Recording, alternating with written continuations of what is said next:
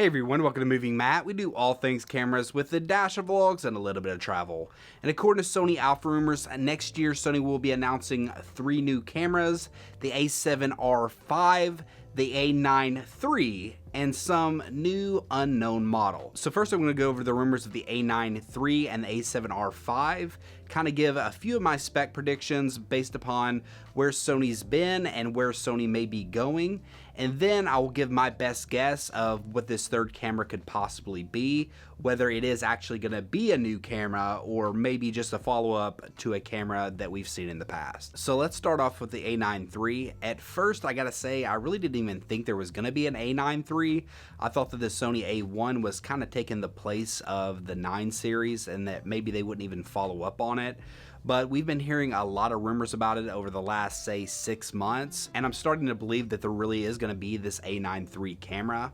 So if there is going to be an A9 III and it's supposed to be coming out next year, when can we expect it next year? Well, my best guess is they're getting it ready for the Winter Olympics in 2022, which, if I'm not mistaken, starts in February. So I would assume that we'll get some sort of announcement before then, whether it's just kind of like a development announcement-ish type thing, and then they have some prototypes at the Olympics, or we may go ahead and get the full announcement even if it's not released until well after the Olympics, basically so it doesn't all leak out anyways, because when you kind of have it in a prototype situation at the Olympics, more than likely all the specs are going to leak anyways. So with all that being said, what are some of the specs that we can expect from the A9 III?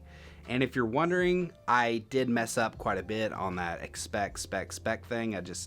I can't even say it again. I literally just got that one take right. Well, first off, I definitely think this will be the fastest camera that Sony has ever made. Of course, it's going to be very concentrated camera, so it's probably not going to be like the Sony Alpha 1 where it's going to be, you know, a jack of all trades type camera. So I'm guessing that they're going to lower the megapixels quite substantially. They'll probably stick somewhere around the 24 megapixels, kind of like the A9 II or the A9 I and the A9 II. They may bump that up to like the 30-ish, 33 range. Obviously, they're not using the same sensor as the A7 IV because it will be a much faster sensor, probably a stack sensor, or maybe even some new technology. We'll just have to see. But I'm wondering if they're going to move up the baseline from that 24 megapixels up to that 33 now, and that's going to be their new baseline. So if it is coming in at like the 24 megapixels or even the 33, what does that mean for the frames per second? Well, I think that they could use the same processor that is in the A1, so that a dual Bions ZR sensor, I think that's what it's called. So with that math, you would just automatically assume, well, if, you know, that has 50 megapixels and that gets 30 frames per second with the electronic shutter, does that automatically mean that the A9 III will be getting like 60 frames per second? Well, I wouldn't quite go that far. I don't think that it's necessarily going to be a one-to-one comparison, because I'm assuming that for them to shoot even faster frame rates, they're going to have to up the autofocus in some way, maybe a faster readout of the autofocus, or even if it isn't a faster readout speed, I can see them trying to give us 100% coverage like the Canons do, and also maybe adding all the different subject tracking that the Nikon Z9 has. So I think they have like 9 different subjects that they can track, and they do it all in one mode. I like to see the A9 III do something like that.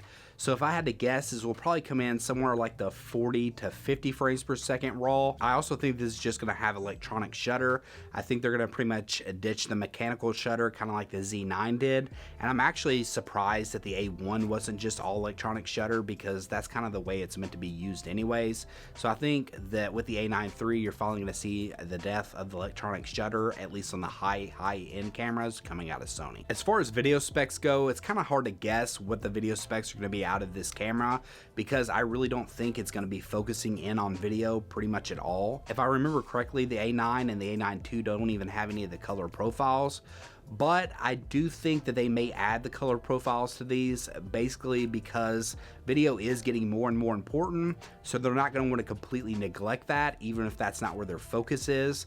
So I'm not really going to guess on like the resolution. I guess if you want to kind of speculate, if it's going to have like a 24 megapixel sensor, then it's going to have, you know, 6K downsampled 4K. But I really don't think video is going to be where they're focusing. Really just going to be primarily a sports and wildlife photographer camera. So as far as the body is concerned, I would really like to see the A7 IV style body, but with a much better screen on the back. Let's hope that they don't stick with that same shitty screen. Can I say shitty? I think I can. I just did. I hope they don't stick with that same screen. At least bump it up a little bit like whatever the A7R IV has. At least offer that much. The EVF will probably have that 9 million dot EVF if I had to guess. And that's as far as I'm going to take it in the spec direction. I really don't think it's worth speculating too much past that because we're still so far out from the camera and we really haven't had many rumors. Now moving over to the A7R V, it's really hard to predict when it will actually be coming out. There's not exactly like an event I can point to and say, oh, you know, they need an A7R V for that. And I don't know if there's like a bird photography Olympics or a landscape Olympics. I don't really think that they have those, so there's not going to be like an event that I can point to and say, oh, this is going to be released then. But if the A9 III is going to be probably coming out around like that March, April, May, then I would assume that it's not going to be getting announced until like the June time. That would be my best guess, that it will be June or after, so it's hard to guess besides that. When it comes to the specs of the A7R V, I know a lot of people are thinking it's going to maybe have like 102 megapixel sensor. I think there was some rumors, or there was some sensor that they actually patent was like 102 megapixels, which is absolutely stupid. Now, I'm not saying it's stupid and they shouldn't put it in there. I think it's just a stupid, crazy technology that they actually have now. But I really don't know if they're going to be updating the sensor in the A7R V. If they're following the trend from the A7R II and the A7R III, those both had the same sensor.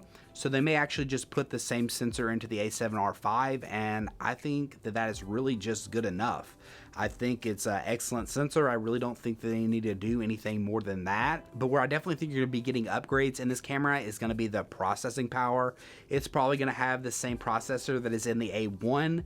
And with that, you're going to be getting a few extra frames per second. You're going to definitely be getting the new menus. You're going to be getting an updated autofocus. And so you're probably going to be getting faster autofocus, probably more subjects that you can autofocus with. I think it would be interesting, and I know a lot of people won't agree with this, but I would like to see them dabble more into computational type photography with this camera. No! God, please, no! I think it could be a good camera to use that on, considering it has a bigger sensor. You can probably get some, maybe better low light from this sensor by using some computational photography.